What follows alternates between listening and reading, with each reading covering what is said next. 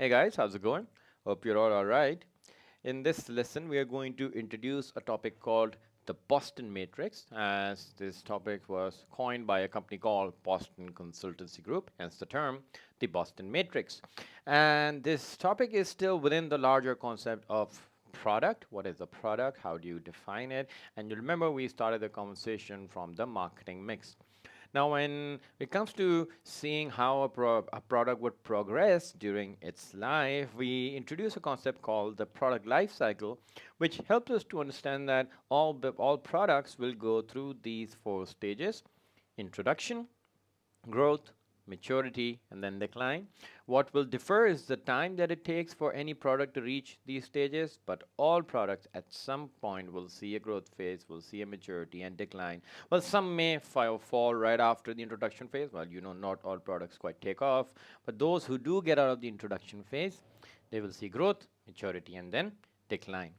Now, we have also introduced a concept earlier called diversity, and diversity meanings having variety, right? And all businesses also want some variety, some diversity when it comes to the type of products that they're offering. Reason being that they can't totally rely on one type of product because there is no one type of customer. You need to have a product portfolio, many strings to your bow, so that you're able to fully service all the customers so that you get all of their revenue. So a typical businesses would start off launching any one product, and that would be, let's say, you'll see a list of products, say A, B, C, D. Let's say that's product A, right?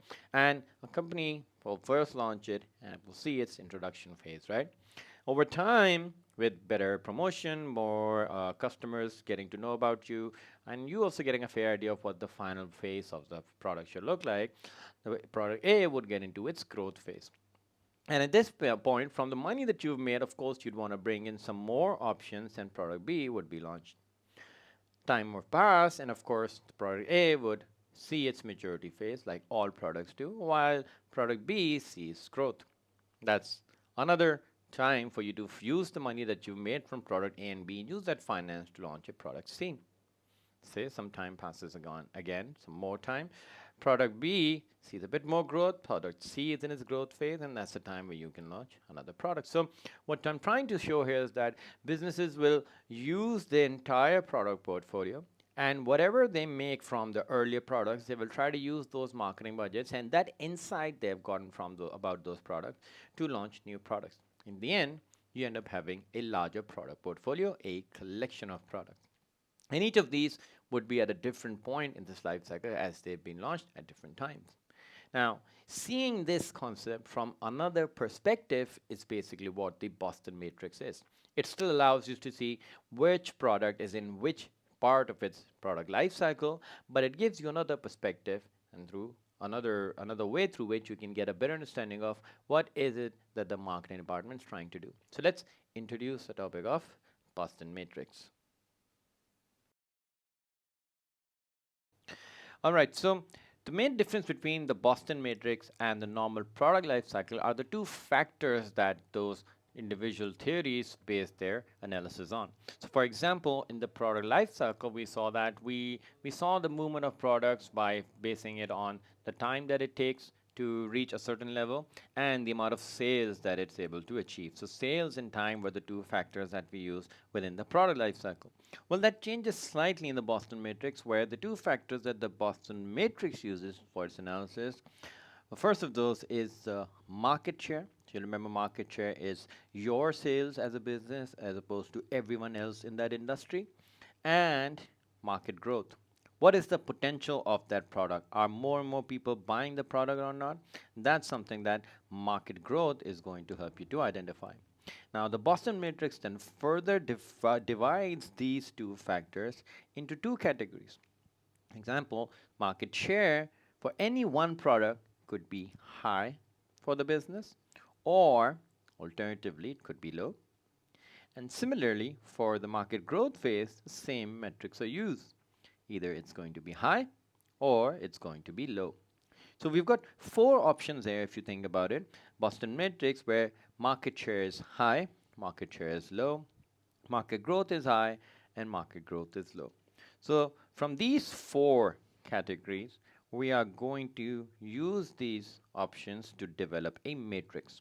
And for that, we're going to seek some help from the concept of product life cycle and then eventually help us develop something called the Boston matrix. So just follow through and I'm sure it will come through to you easily.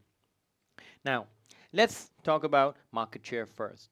Now, with both of these factors, you have to look at them together and see how many combinations can you make from these two. So, for example, my market share could either be high and at the same time my market growth could be high, or my market share could be high but my market growth is low for that product.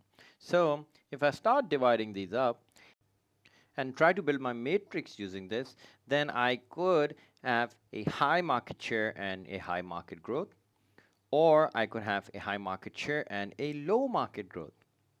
Alternatively, I could have a low market share and a high market growth, and lastly, low market share and low market growth.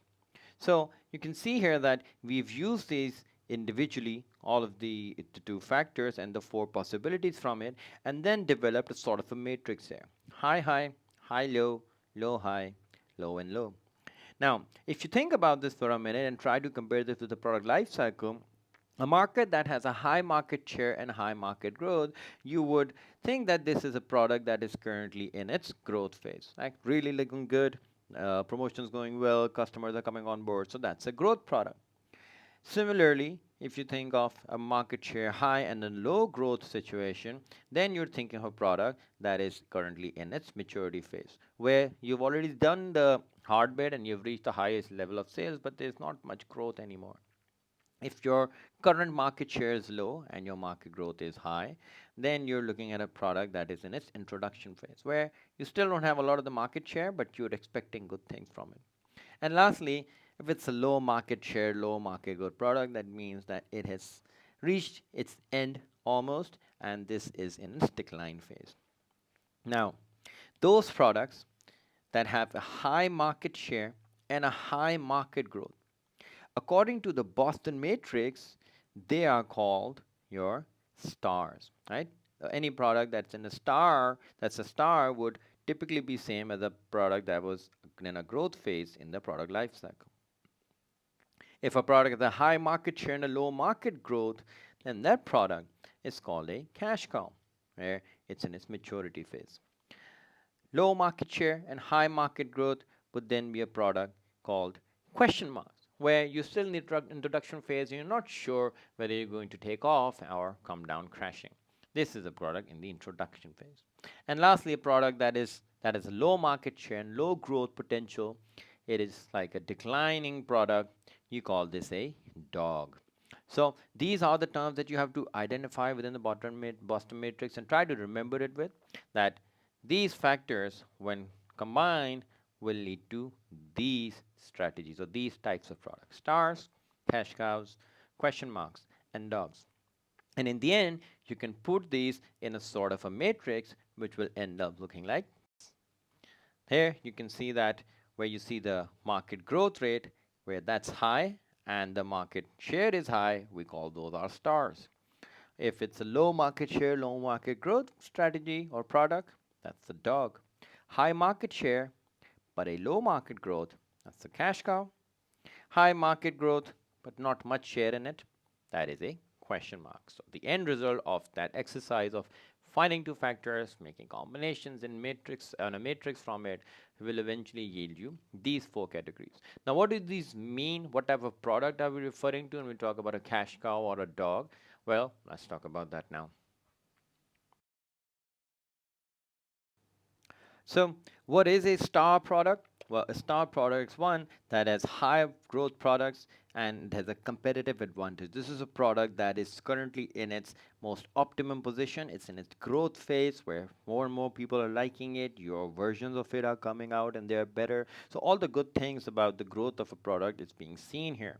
However, in order to continue the growth of this product, you need to continue to invest in promotion, or any other way that you can come up with more varieties will further give a boost to the star of a product. However, eventually all stars will turn into a cash cow, and that's not such a bad thing because all then eventually will become a money making product for you. And your strategy for a star product should be to hold on to it for as long as you can because this is your growth product.